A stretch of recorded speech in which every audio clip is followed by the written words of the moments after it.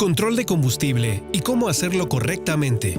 El combustible representa hasta el 50% de la porción de los gastos de cada negocio que opera una flota de vehículos. Los conductores conocen muchas formas de robar el combustible y de timarle, pero existe una manera de detener esto. Contando con los datos exactos del combustible, usted puede ahorrar hasta $7,200 anualmente por cada vehículo. Sí, por cada vehículo. El control del nivel de combustible le ofrece la información acerca de los reabastecimientos de combustible, de los drenajes y del consumo real, lo que le permite obtener datos precisos sobre sus operaciones de combustible. Usted podrá comparar estos datos con los recibos de las estaciones de combustible y con los informes de los conductores para efectuar los análisis futuros. La industria ofrece toda una gama de soluciones para ejecutar las mejores prácticas con el combustible, que incluyen sensores de flujo, sensores de inyectores CAN bus más sensores flotadores, sensores ultrasónicos no invasivos, sensores capacitivos. Veamos las ventajas y las desventajas que estos presentan. Sensores de flujo. Pequeñas turbinas especiales impactan la unidad de la bomba de combustible del vehículo. Los caudalímetros leen el valor del flujo frío directo que va hacia el motor y el valor del flujo caliente que retorna desde las boquillas de inyección. Aunque este sistema proporciona un control del nivel de combustible con una precisión aceptable, esta disminuye con el tiempo y la distancia recorrida. Además, estos sensores no tienen en cuenta los eventos relacionados con los reabastecimientos, drenajes o el volumen de combustible que queda en el tanque. Los sensores de flujo no son fáciles de instalar. Estos requieren de un personal altamente calificado y accesorios y mangueras específicos. También es necesario realizar un corte en el tanque de combustible principal para instalar el sensor y sus accesorios, lo que pone en riesgo la garantía de servicio, ya que esto está prohibido por los fabricantes de los vehículos. Además, los granos de arena bloquean fácilmente el caudalímetro, lo cual provoca más tarde la desactivación del sensor. Sensores de inyectores y flotadores CAN bus.